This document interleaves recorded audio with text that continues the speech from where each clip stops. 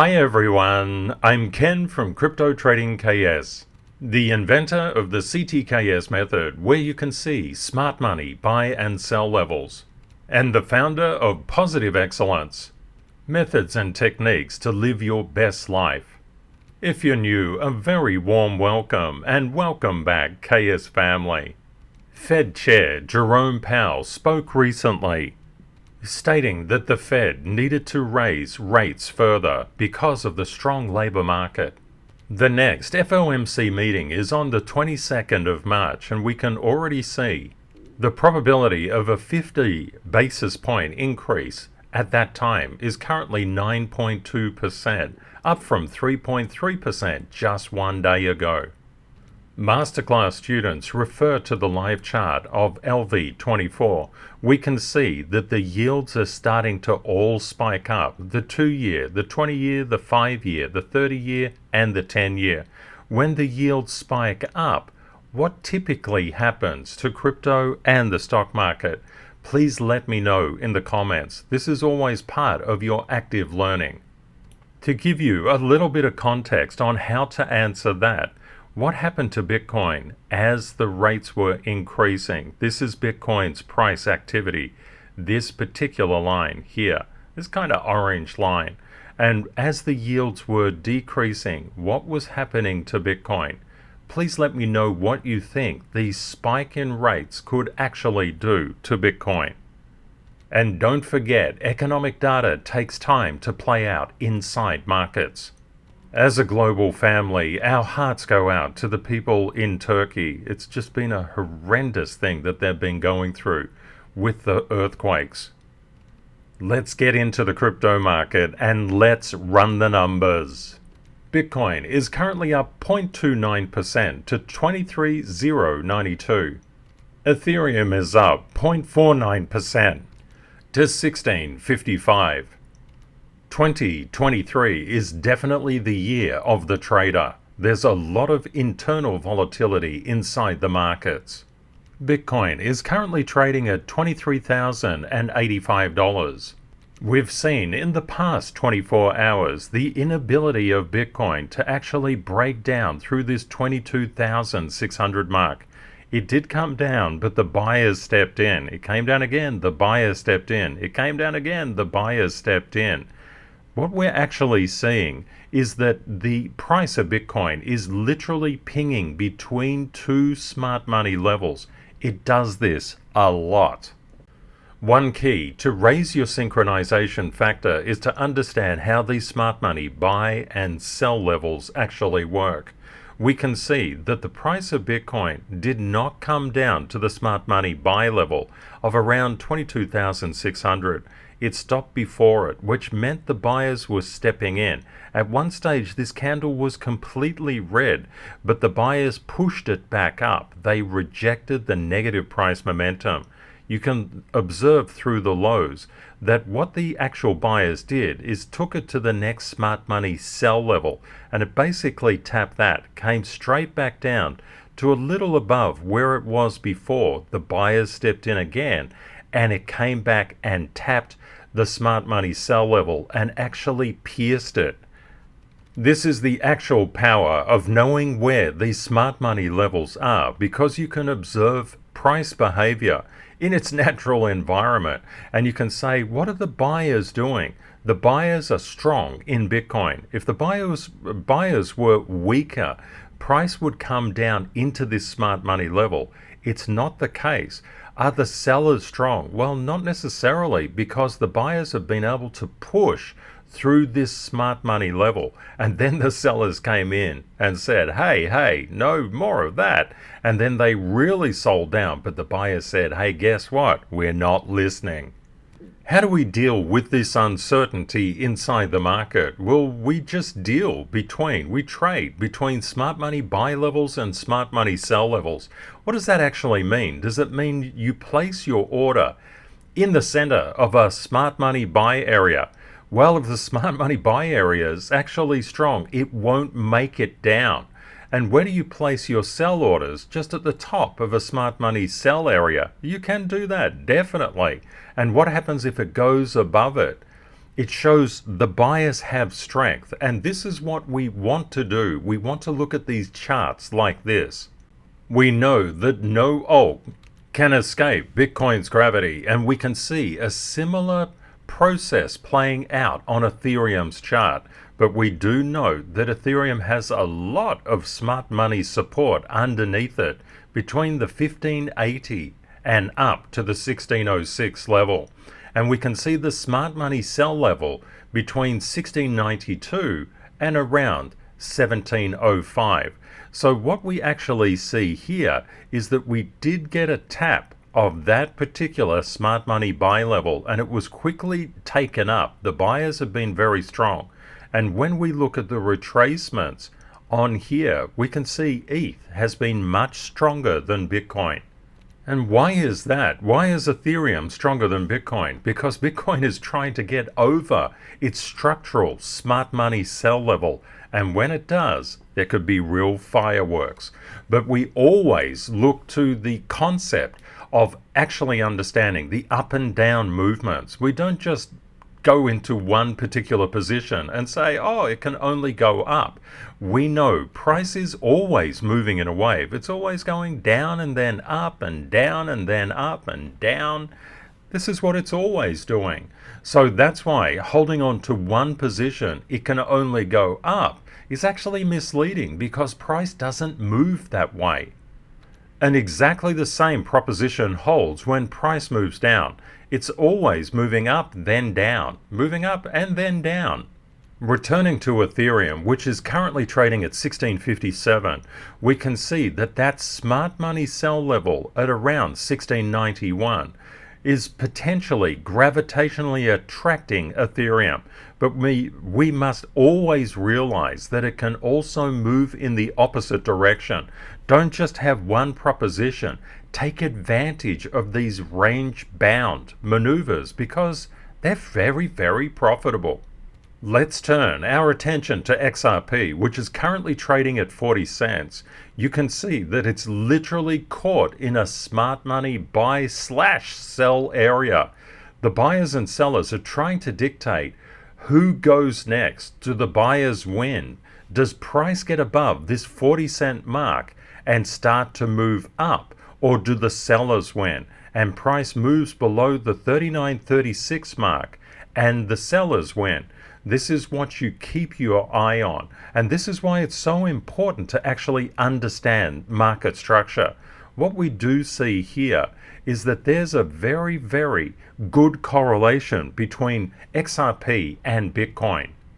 What exactly do I mean by that? When you saw this rally in Bitcoin's price, it dragged XRP up with it. And when XRP was selling down, what was happening to Bitcoin? You got it. It was selling down. This is why it's so important to understand the gravitational pull. For example, do we see this kind of upward momentum inside Ethereum? Just this particular part here. Yes, we do. We can see that actually coming through. Do we see similar kinds of behavior? The issue is that the market structure on Bitcoin is slightly different to the market structure in Ethereum and the market structure in XRP. That's why it's so important to apply the CTKS method. You actually know where things are. Do you have to get it precise? Well, getting it precise is a really good idea, but in between there, just do your best. And these SZs, or Stanfield zones, are derived from the CTKS method. Let's compare another market structure. Let's have a look at optimism, OP. But they do have different market structures. When we look at OP versus Bitcoin, we know that Bitcoin came up and tapped the smart money sell level. It actually broke through it and then was pushed back by sellers. Look at the market structure of OP. It's weaker. Why is that? Because OP has overhead resistance. OP is currently 2963. It has a smart money zone, sell zone, from 3144 up to around the 200 level, we can see that it's actually, if you look into the market structure of OP, it's actually quite overextended. OP has been so incredibly powerful, but it's got a smart money sell level above it. And what does that mean? The sellers are coming in and pushing OP down. That's why it doesn't have the exact same look as the other cryptos, but you can see the theme is actually applicable right across the crypto space. That's why you must keep your eye on Bitcoin. And OP's next structural smart money buy area is around the $2.50 mark, so something to bear in mind. What's been happening with the crypto market? I'm going in reverse today because I want to give you a different perspective. Yesterday, the DXY was entering the smart money sell area, and it was quite a big sell area. I just tell you, currently the dollar is 103.489. It was just here yesterday, and then what did we see? The DXY tried to get through all of this smart money sell area. That's a lot of negative pressure, and it just about made it. It just peeked its head over and said, okay, time to rally. And then the sellers said, oh no you don't. And where did it push it down to? It actually pushed it down to a smart money buy level. The buyers came in and actually pushed it back into the sell area. That's why you're going to see a lot of range bound behaviors that you can take an enormous amount of advantage on. You can literally buy and sell between these SZs, these Stanfield zones, and of course your Stanfield levels as well. The concept is, when the dollar came down, what actually happened? We got a spike across Bitcoin. This is this particular area here. This is where we're witnessing the DXY coming down.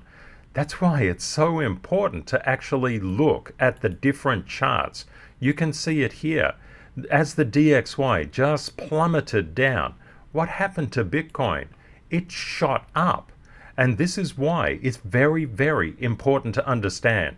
As the Bitcoin shot up, what did it do to ETH? It made it shoot up. What did it do to XRP? It made it shoot up. What did it do to OP? It made it shoot up. But we know that OP had overhead structural resistance.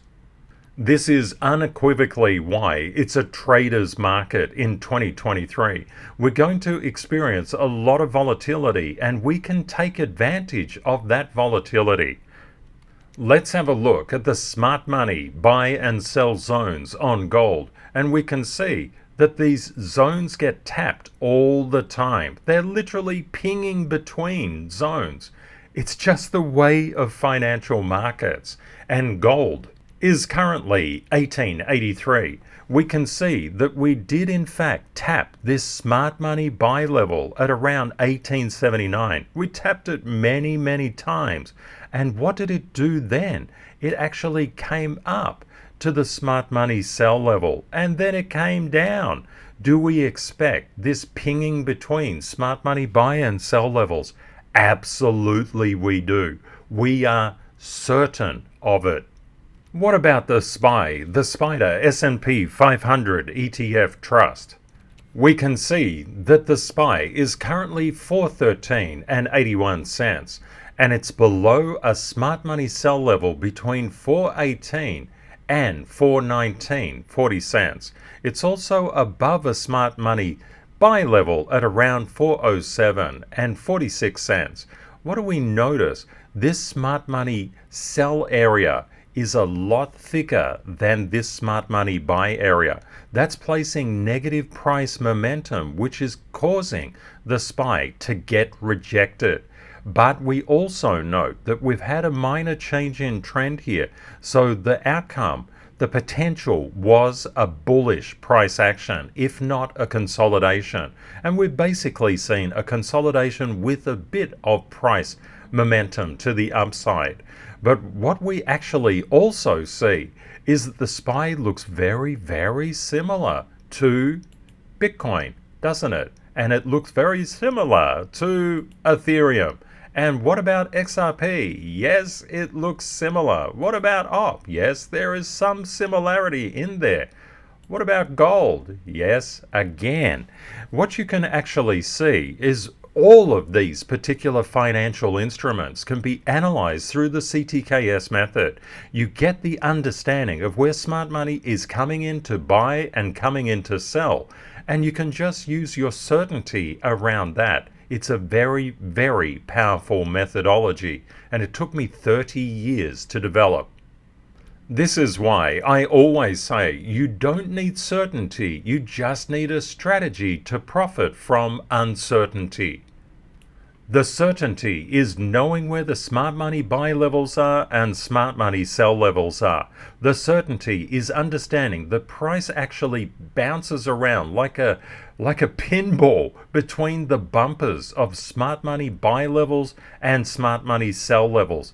It's always bumping around like that. It's very profitable to just trade inside these zones. Sometimes when we zoom out, there can be a lot of consternation, a lot of anxiety. But if you zoom in and just have a look at your smart money buy and sell levels, it becomes much, much clearer. I wanted to do this special episode for you today so that you could gain more confidence inside the market. Just literally keep your eye on where the smart money is selling and where it's buying, and how much smart money is selling in terms of strength and buying in terms of strength. The market overall has pretty good positive momentum at the current time.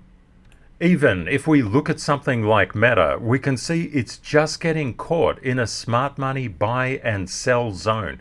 It's trying to figure out, is this a accumulation range? And it's definitely accumulating at the moment. Or are the sellers going to come in and push the price of Meta down? What you can actually see is that you can view these smart money buy and sell levels on any time zone, any time period. And what you'll also see, and this is when you get more and more familiar with the market, when price bounds up to a smart money sell area, it does take some time for those prices to digest, and you get this consolidation action. It looks a lot like XRP, doesn't it? If we zoom in, we can see XRP is caught in this particular range, and it's a consolidatory range. It's definitely trying to get above that smart money sell level. Go XRP. And thank you everybody for your very kind comments on our 800th episode together. It's an absolute honor and a privilege to be sharing this time with you. And thank you to You Name It for your very kind comment, my friend, for the people in Turkey. We have an absolutely incredible global family. Thank you again to everybody. And I want to extend a very, very special thank you to all the CTKS ambassadors. They're just amazing people. They are literally the embodiment of positive excellence, and they also have incredible skill. And a very warm and special thank you to you for watching. It's absolutely fantastic to share this time together.